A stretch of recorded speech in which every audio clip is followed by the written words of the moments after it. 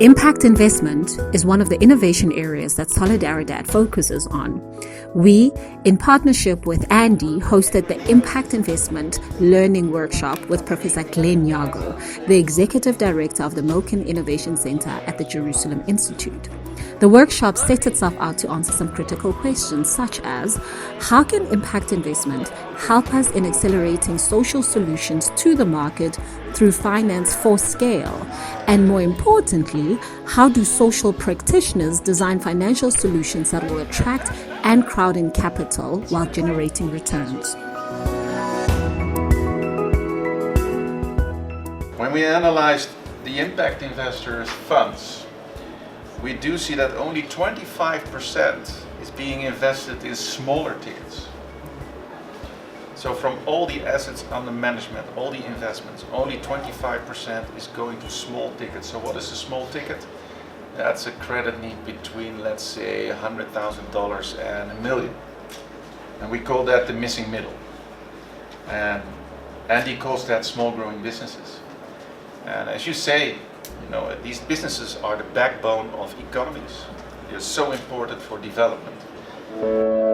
Special thanks to Solidaridad for approaching us to partner with them on this workshop. We're very excited to do it. Solidaridad are Andy members, so we love to work with our members and engage with them in ways like this. So thanks very much to you. We believe that SGBs have the opportunity to really alleviate poverty through creating jobs. A lot of the farmers and agri-SMEs that we work with are actually in the missing middle or a bit smaller. So we're trying to figure out, okay, how do you bring data, how do you bring transparency, how do you bring visibility to these agricultural businesses so that they can be invested in? These are the questions that we have to ask about what sustainability is and how we can finance it, how we can achieve it.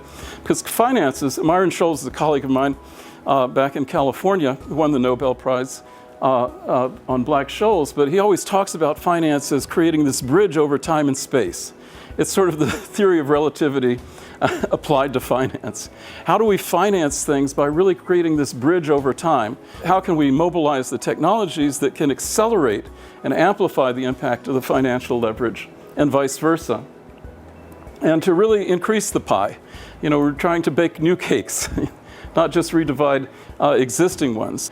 So from circumstances we are now to where they'll be in the future, and to build the bridge to do that. And how do we incentivize people to do that? And we are going to be focusing on this nexus between food, energy, and water.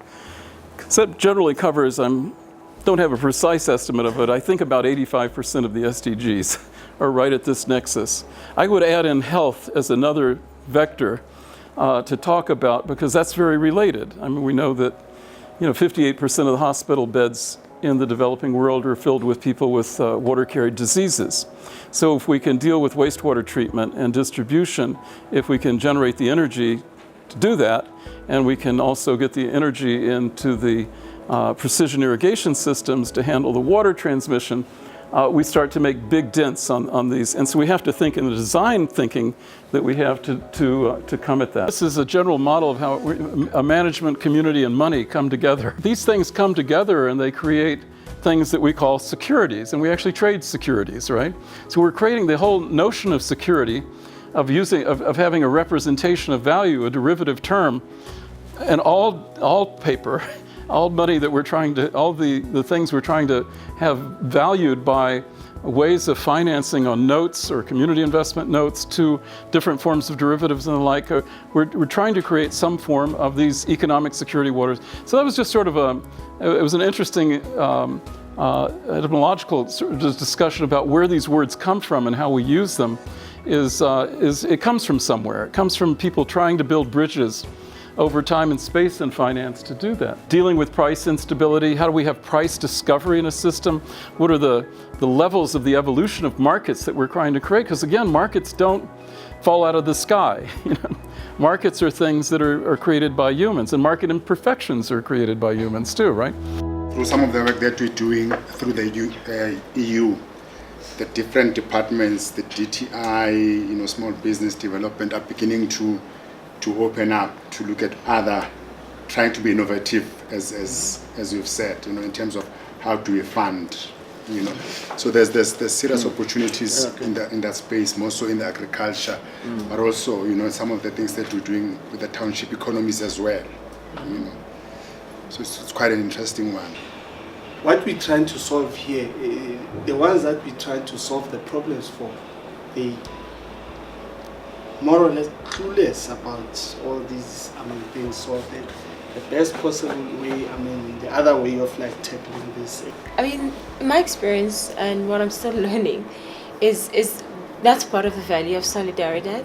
It's how you close the gaps in the less sophisticated market where you've got farmers participating at different parts in the value chain depending on the commodity. Is aggregation, you get other partners that do technical assistance.